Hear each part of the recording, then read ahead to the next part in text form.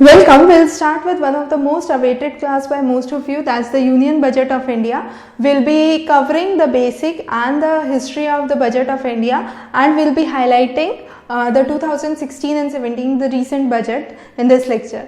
Now, what are the key aspects? The budget is the annual financial statement which is mentioned under the Article 112. Now, as I said, it's usually prescribed on the last month or last day of February. However, with 2017, there have been three drastic changes in the budget that we look on to.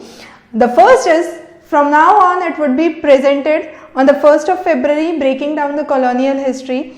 There would be merger of the union budget and the rail budget, so there would be one single budget. And the third and the most important and least heard of by many of you is, under this budget there would be removal of plan and non-plan expenditure, so that the government can provide a holistic view or the holistic allocation of resources. We will understand what is plan and non-plan expenditure in the coming slides.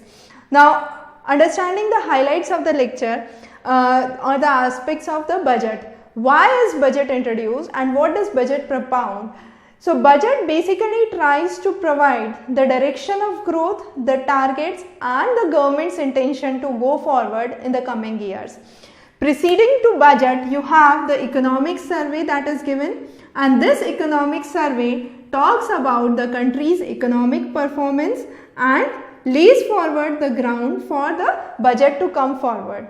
Now, the first budget was prepared by Mr. Shetty, presented by Mr. Shetty in 1941. Morarji Desai presented maximum number of budgets, that were 10. The only woman finance minister was Mrs. Indira Gandhi.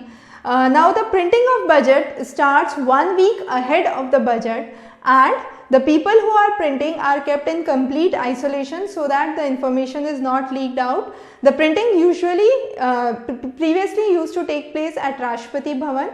It shifted to Minto Road, and finally it now happens at the Northern Block.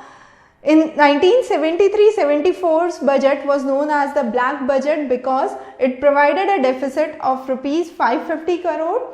The next important budget was 1997 and 98 budget, which was called as dream budget because it brought into numerous economic reforms.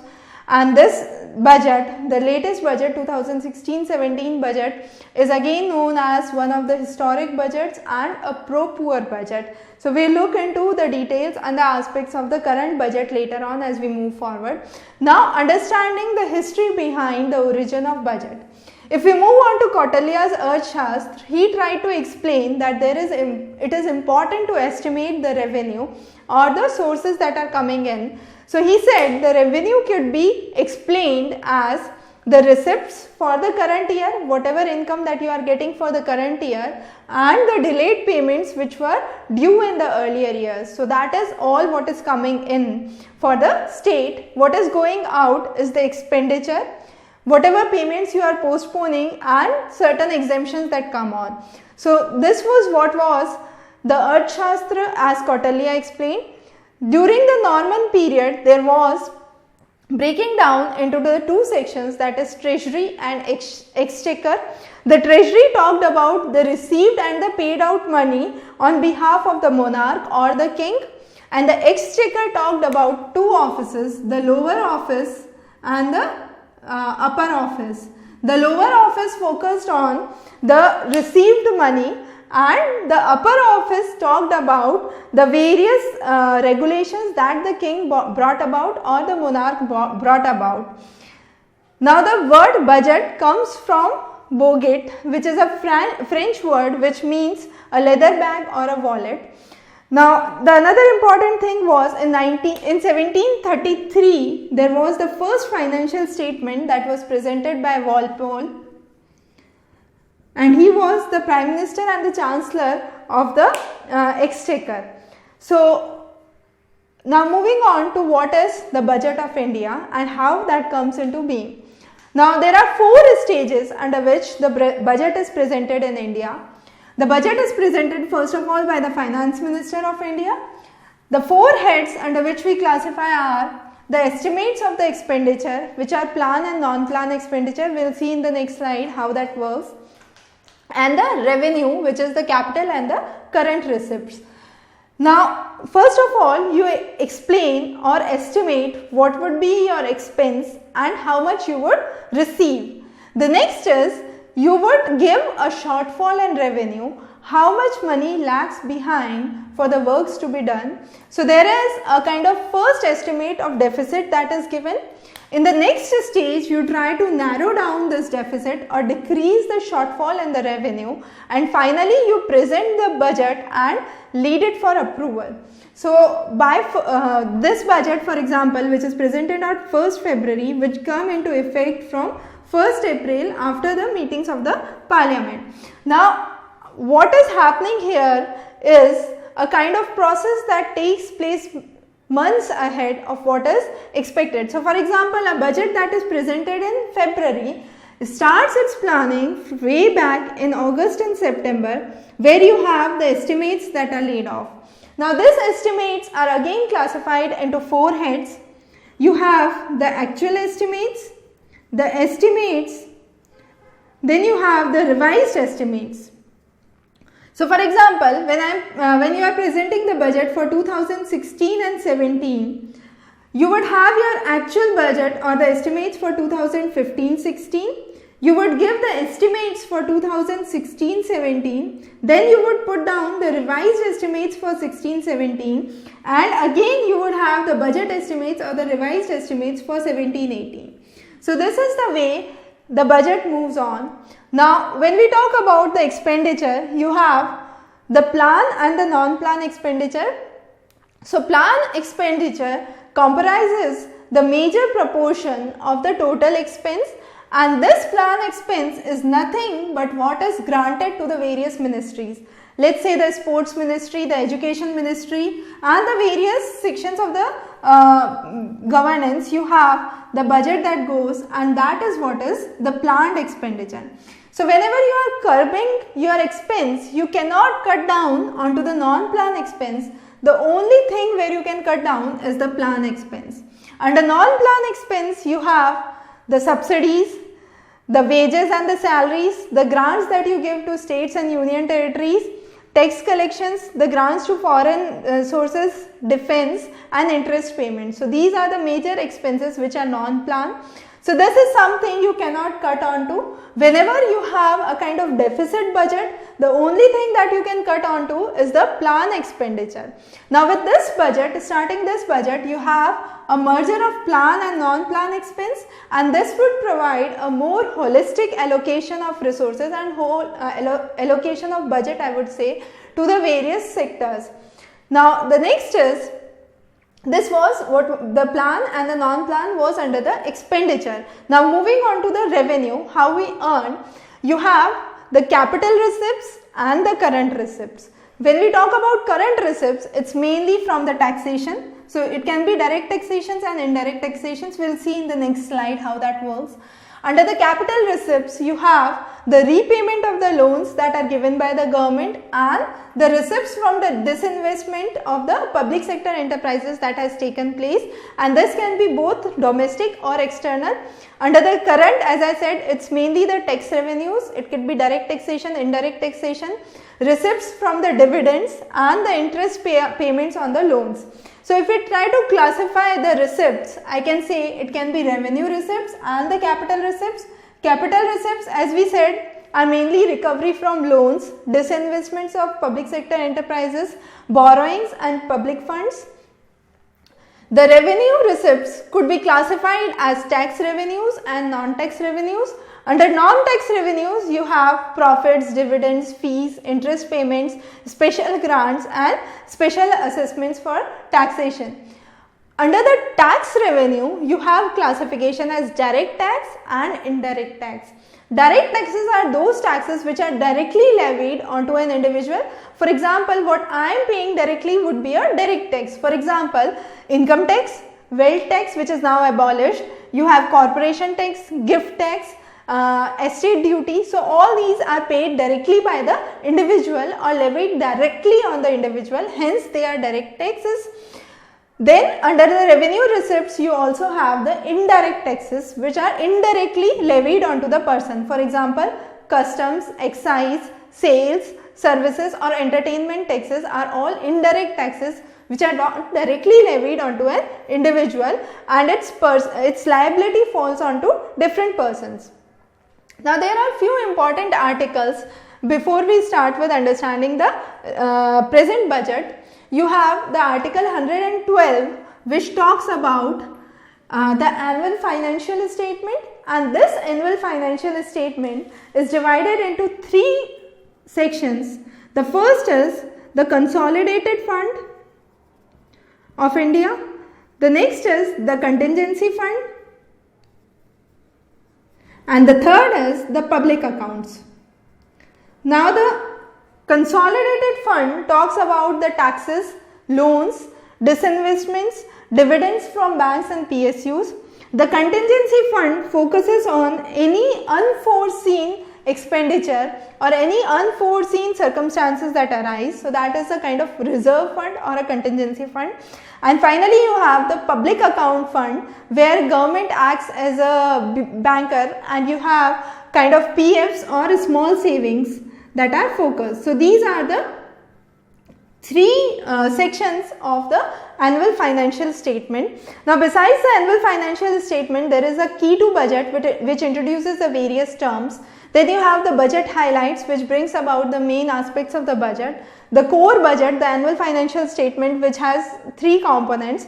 And finally, these 3 components are explained under the expenses and the receipts. When we talk about expenses, it is again explained in volume 1 and volume 2. Volume 2 talks about the plan and the non-plan expenses which are now merged, and volume 1 talks about the minister wise or sector wise allocation for the expenditure. Now article 114 explains that government can withdraw its money from the consolidated fund only from an approval when it gets an approval from the parliament, and this has an executive power.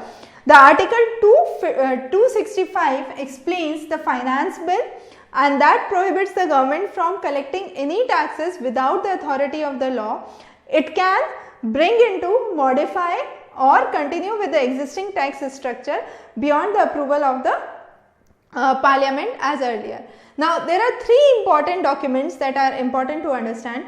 Before this, let's talk about what is fiscal policy. Fiscal policy is the change that government brings about in the spending, and that is ought to influence the public. So that is what is the fiscal policy. Now another thing is fiscal deficit. Fiscal deficit I could explain as a total spending minus the revenue and the non-debt capital receipts that I have would be the fiscal deficit.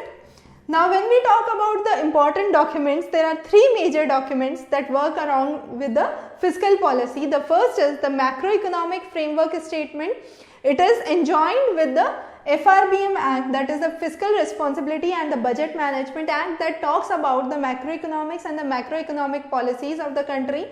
The next is the medium term fiscal policy statement that talks about a 3-year rolling period. So what would be the fiscal indicators for the next 3 years and rolling on. And finally the fiscal policy strategic statement that contains the policies of the central government which relates to the coming fiscal year, and it's mainly related to taxation, expenditure and the receipts. So these are the 3 ways under which you demarcate. So one is the current present year, the 3-year rolling, and a kind of broad framework which have specific goals or targets for the coming years. Now moving on to the present budget, that's the 2016-17 budget. As I mentioned, it was a pro-poor budget. The major aspect was the fiscal consolidation. Another important key focus in this budget speech was the retreat from globalization and focus on protectionism. So there is more focus on protecting the Indian economy. There was constitutional amendment bill for GST. Demonetization was again highlighted. You had enactment of the insolvency and the bankruptcy code that took place, and the enactment of Aadhaar bill for subsidies and benefits to be availed by an individual. So these were the key aspects. The current account deficit has declined to 0.3% from the previous 1%, and the FDI flow has increased by 36%. The foreign exchange reserve stands at $361 billion US dollars. Now, there were 10 heads under which the budget was emphasized. The first was the farmers, and the aim is to double the income of the farmers in next 5 years. Focus on providing employment and infrastructure for the rural youth. For the poor and the underprivileged, the basic idea is providing social security, housing and health care, infrastructure facility for the general public. Then you have changes in the financial sector with providing more growth and stability. Digital economy, providing more speed, accountability and transparency to the system. Public services with effective governance and people's participation. Fiscal management, where you have to preserve the fiscal stability, and tax administration, which focuses on honoring the honest. So these were the key aspects for this time's budget. Now we will focus on some of the major aspects that have been touched and some of the major schemes or yojanas that would be introduced, and those yojanas we would be covering in detail in separate lessons. Now the first thing was demonetization, which focused on liquidating the banking system. Liquidity increased with demonetization, which led to decrease in the borrowing cost and increase in the access to credit. Now again for farmers and agriculture, the main idea is to integrate the credit societies with the core banking system. So more of the rural area and agricultural farmers would come and live with the core banking system. Provide nearly 1 crore households for poor people by 2019 and make 50,000 gram panchayats poverty free by 2019. 100% electrification of the village area by 2018. Then the most important here is the National Rural Drinking Water Program, which ensures safe drinking water for nearly 28,000 arsenic and fluoride affected areas in next 4 years. For the schooling system and education, there are two basic things that came into force. The first was the annual learning outcome in schools to be established, and establishment of SWAYAM platform with nearly 350 online courses to be introduced. There would be a national testing agency which would be autonomous and would conduct all entrance exams for higher education. The Sankalp program to be launched that focuses on skill acquisition and knowledge awareness for livelihood promotion. That's in lieu with the promotion of Skill India. Under the health sector, there has been drastic changes, introduction of 2 new aims, one at Jharkhand and another at Gujarat, amending the drugs and cosmetic rules so as to make them cheaper, Aadhaar based smart cards for senior citizens to avail them more health facilities at a cheaper rate, elimination of Kala Azar and filariasis by 2017, leprosy by 2018, measles by 2020 and targeting tuberculosis by 2025. Decrease in the infant mortality rate by nearly 9 count by 2019 and maternal mortality rate by nearly 67 count by 2020. So these are the estimates for health sector. Now for railways, there has been a new facility, that is Rashtriya Rail Sanrakshan Kosh, that is for the passenger safety, and it would have 1 lakh crore as a corpus amount for 5 years. Then you have all the unmanned level crossings on broad gauge will be eliminated by 2020. Coach Mitra would be introduced, which is a one single window interface system to register any kind of complaint regarding the coach. 500 stations would be made disabled friendly with lifts and escalators. All coaches will be introduced with bio toilets by 2019, and a new metro rail policy would be introduced, and it would be indigenous and innovative in nature, and the government is focusing more on Make in India with this budget. As regards the cyber development, by 2017-18, it aims to provide broadband internet connectivity for nearly 1.5 lakh gram panchayats.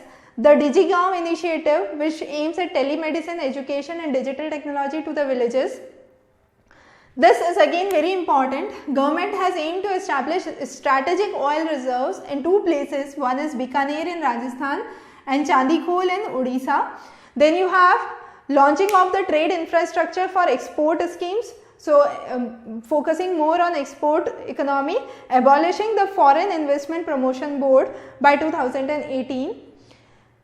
Then you would have the Computer Emergency Response Team for the financial sector that would be established. New ETF would come into being that would have the government holdings. Government has already launched the BHIM app. It would include two schemes. One is the referral bonus schemes for the individuals who are using it, and another is a cashback schemes for the merchants who are using the BHIM app. The next would be an Aadhaar app would be launched, which would be a merchant version of the Aadhaar enabled payment system. Aiming to introduce nearly 10 lakh point of sale terminals by March 2017. Payment Regulatory Board would be established in RBI, and that would replace the existing regulation and supervision payments and settlement systems in RBI. So that would be again a major change in the economic sector or the RBI. There would be a e-marketplace that would be established, and that would be a common marketplace to procure all kinds of goods and services. All the head post offices will now be the centers for rendering the passport services. A centralized defense travel system would be dedicated and developed specifically for online booking for soldiers and officers. A web-based pension disbursement system would be introduced mainly for the defense pensioners. Then you would have demonetization impacts that were seen are explained here, and the major idea was to change the to provide affordable housing. So change the idea for the carpet area instead of the built up area, and it would be limited to 30 square meter for municipal limits of 4 metropolitans, and beyond those municipal limits and the periphery of India it would be 60 meter square, so nearly 600 square feet of area. There would be no cash transactions that could be taken place for a value of 3 lakh and more. Then you would have all the kinds of POS cards, fingerprinting devices, iris scanners, biometrics, all would be exempted from excise duty and SAT and their components as well. A maximum cash donation that you can make to a political party is Rs 2000 per person. Beyond that, it would be only by means of digital payment or check payment. The threshold has been limited, has been increased for audit for business entities from 1 crore to 2 crores, for individuals from 10 to 25 lakhs, and for undivided Hindu families from 1.2 lakhs to 2.5 lakhs. That is the maintenance for the books for individual. Then you have the tax structure that has changed. So from 2.5 to 5 lakhs you have a 5% tax rate, and beyond 1 crore you have a 10% surcharge that would be levied. For people less than 5 lakhs, there would be one single page tax form that would be available, and there has been appeal by the government to deposit tax of a minimum of 5% for the lowest slab from 2.5 lakhs to 5 lakhs. The next is the rapid, that has been an invention in the taxation system. So that's the revenue, accountability, probity, information and digitization. It aims to maximize the e-assessment for the coming year, and it would be once enforced, it would bring in more accountability and more transparency in the system. So these were the main sections as related to the income tax. So these were the basic highlights for the budget, and the structure of budget that we have discussed. We will be covering more classes related to general studies in the upcoming lectures. Have a good day ahead.